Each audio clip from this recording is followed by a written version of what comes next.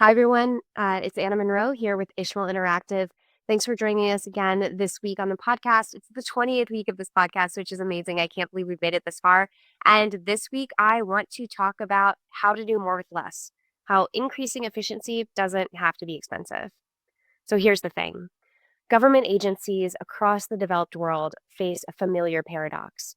Despite an unprecedented investment in digital transformation, America alone spends over $100 billion annually on federal IT systems. Public satisfaction with government services remains stubbornly low. The conventional wisdom holds that wholesale modernization is the answer, but the evidence suggests otherwise. That's because large organizations, particularly government agencies, suffer from a peculiar form of institutional sclerosis. Teams operate in silos, communication flows poorly, and problems fester undiagnosed. This organizational quietude creates a vicious cycle.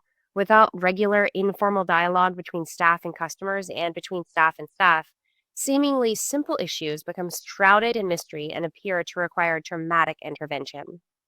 This phenomenon resembles what economists call information asymmetries, but in reverse. Rather than one party hoarding superior knowledge, all parties, managers, frontline staff, and customers, remain ignorant of readily available solutions.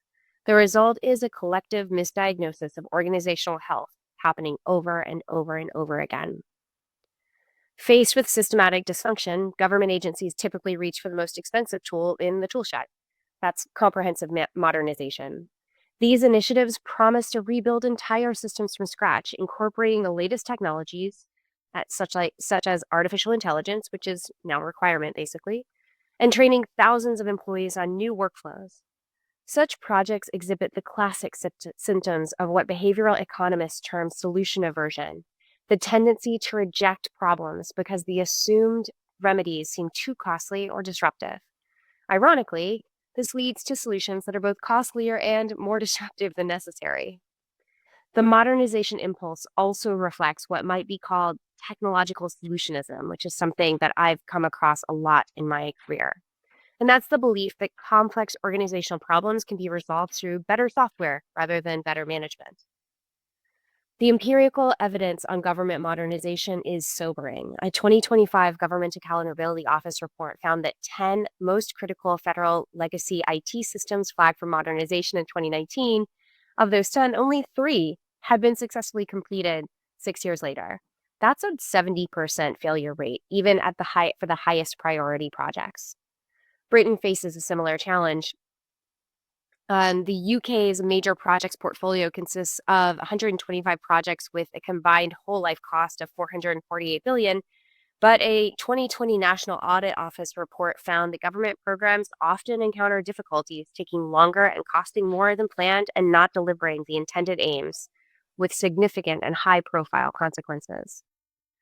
These failures share common characteristics. They discard institutional knowledge, they create massive transition costs, and they operate on the assumption that existing processes contain no wisdom worth preserving.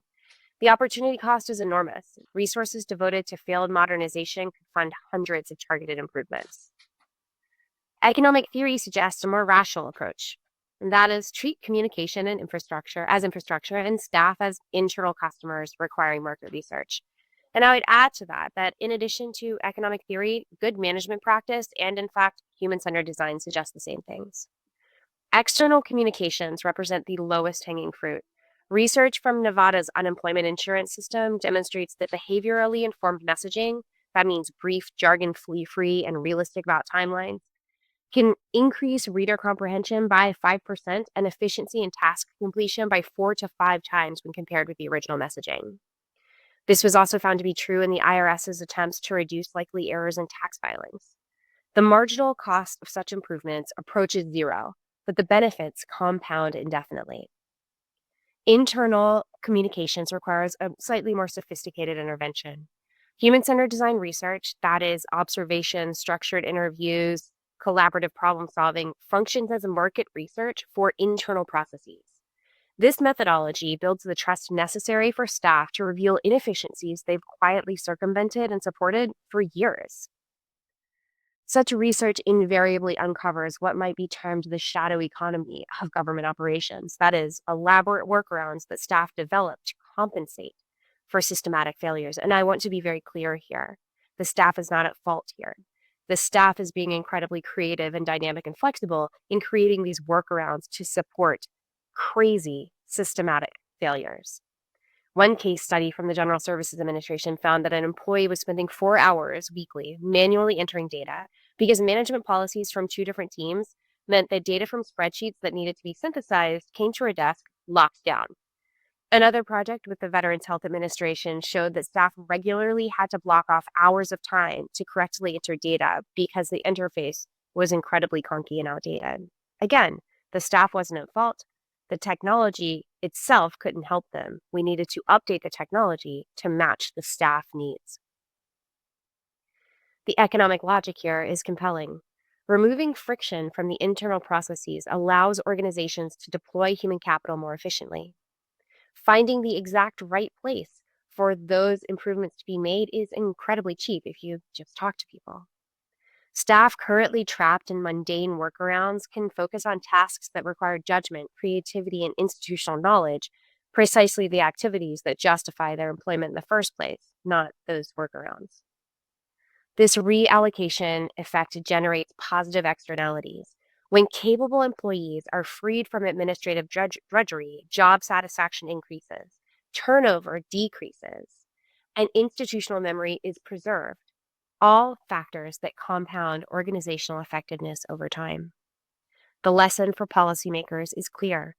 Before embarking on expensive modernization programs, governments should exhaust cheaper alternatives. Better communication and targeted process improvements offer superior returns on investment and wholesale transformation. In an efficiency game, evolution typically trumps revolution.